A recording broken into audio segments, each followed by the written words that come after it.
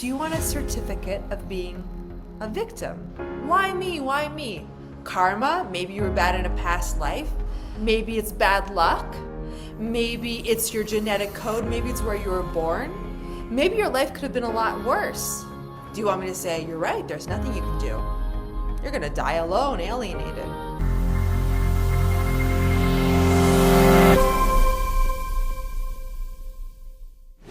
Are you addicted to being alienated? Are you a parent who has built their identity around being an erased mom or an erased dad? If your child doesn't get into the car with you at pickups, or it's been years since you've talked to them, or you're going through a nasty custody battle after divorce, or you're still through divorce, but your kids are estranged, they don't want to talk to you, or they're plain rude to you, you're in the right place. And I've helped a ton of parents reunite, heal, rebuild relationships with their kids. And before I get into how to cut off this addiction and why you may be addicted and not even know it, first, if you haven't already, like our page, subscribe to our YouTube channel at Erasing Family, share this video on your page, share it to your groups. This is information I want everybody to have. Who am I? Why should you listen to me? So my name's Gingergentile. I'm a child of high conflict divorce. I was torn between two parents for many years, suffered lasting trauma. My life was a wreck. Even though I was successful from the outside, my relationships were toxic. I fought with everybody, smoked weed, and drank wine to fall asleep at night, every night. And my life was just kind of this blur of fighting, and I had some big successes.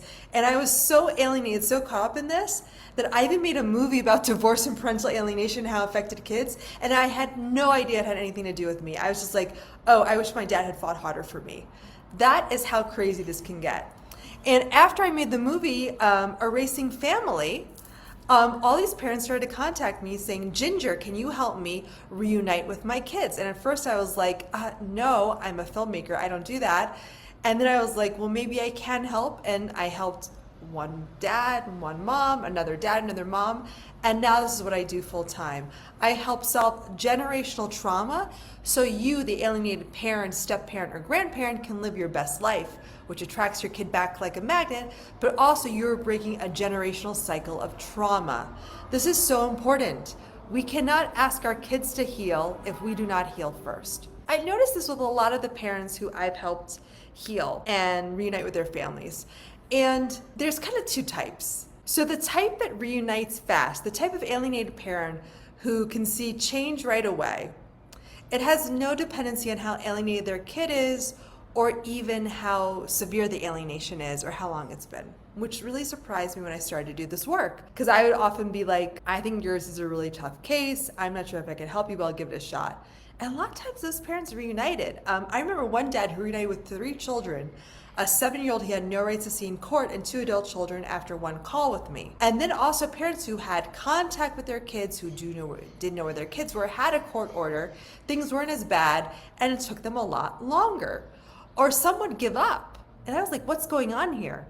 Because what we're taught in traditional parental alienation lore and science is that there's degrees of alienation. The longer it's been going on, the more severe the brainwashing, the harder it is. But I've seen kids who have been completely brainwashed, false accusations against their parents reunite right away. It is the attitude that the parent has that determines how quickly they reunite. And if you're interested to know what these tricks are and how to change your attitude, a lot of parents construct an identity around proving that they are alienated. They will contact me. I say, do you want me to help you? And they will just say, my ex says this to me. My kids believe this. And I'm like, okay, I'm sorry. And I'm like, do you want me to help you? And they won't even say, yes, Ginger, I want your help. No, I want your help. They'll just go on about how alienated they are and they'll present proof to me.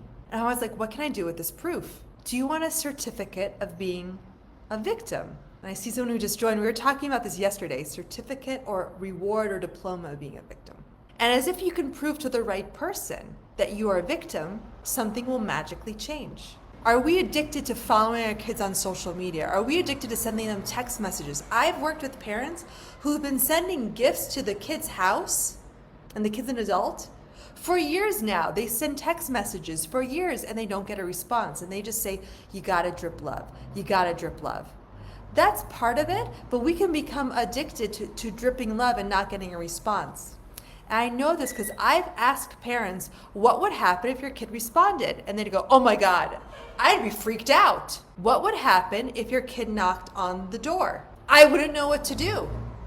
Because you're so focused on being alienated, you're not focused on how to reunite and the skills you need.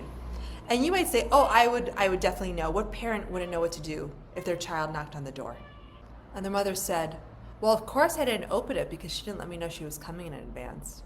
Because she was so fixated on having boundaries and her daughter was very difficult, very aggressive, that she shut the door in her daughter's face. Here's something very crazy. We can focus so much on what we don't like that we don't focus on what we do like and what we do want. We talk about why we are suffering and we tell everybody how we're suffering. We join support groups where we talk to other people who are suffering. And we do the same actions over and over again, over and over again, over and over again, and we're stuck in a feedback loop. And then we wonder why nothing changes, but we're doing everything over and over again. So if we do the same thing over and over again, we're gonna get the same results. So how do we get out of this addiction to being alienated? How do we stop this addiction? Which, guess what? Your kids also, they might not know that they're alienated. Your kid might not know that they are alienated, but they're addicted to not having you in their life. They think it's normal. Or they're addicted to mistreating you. So the first thing we have to do, the first step, is to find a ray of hope. If everybody we meet, and I get these messages all the time, they say, Ginger, my case is impossible. There's no hope. There's nothing I can do until the judge rules. There's nothing I can do until the law changes. Then there's nothing you can do. Do you want me to say, you're right, there's nothing you can do? You're gonna die alone, alienated. I don't want to say that to you. But that's what you want me to say. You want validation that what you're going through is real. So instead of trying to prove that you're a victim, you accept the situation for what it is. You stop putting energy into why me and start putting energy into what is this teaching me? Why me? Why me? Karma, maybe you were bad in a past life. Maybe it's bad luck. Maybe it's your genetic code. Maybe it's where you were born. Maybe your life could have been a lot worse, but this is what you got and you think it's really bad. I have no idea. There's no way to figure out why me. Why good things happen to bad people and good things happen to bad people and bad things happen to good people. That was a little slip up there, but it's true. Good things happen to bad people and bad things happen to good people. And we spend so much time saying, why me, instead of what is this here to teach me about?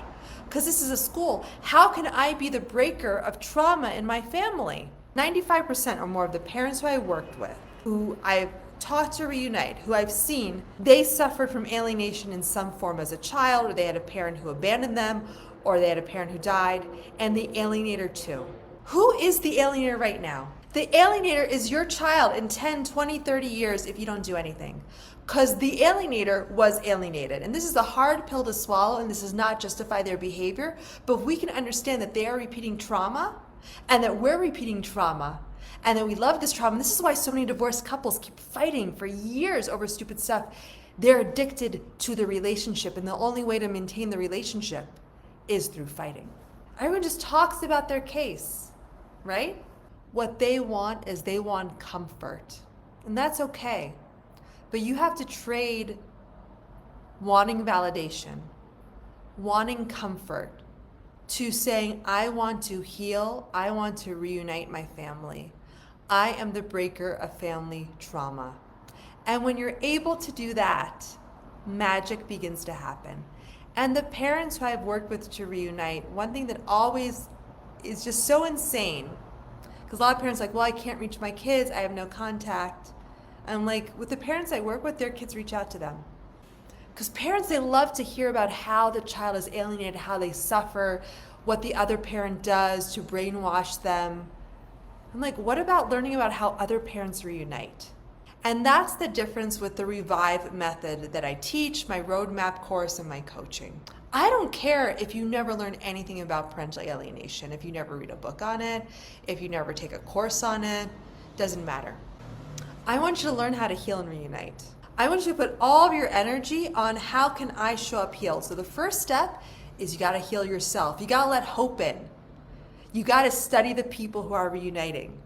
Then you got to let go of that pain, the suffering, which for some people is anger, for some people it's sadness, for some people it's shame. Here are the big takeaways. Don't focus on why me, focus on what can I learn from this. Instead of looking at how awful this is, celebrate and be grateful for any win, no matter how small. The parents who reunite will say, my kid looked at my text. They will celebrate the 1 minute they get with their kid. They will celebrate seeing their child, and they will be grateful and build on this. They'll send love to their child. And then you have to stop trying to prove that you're being alienated and start trying to prove that you're a parent worthy of reuniting.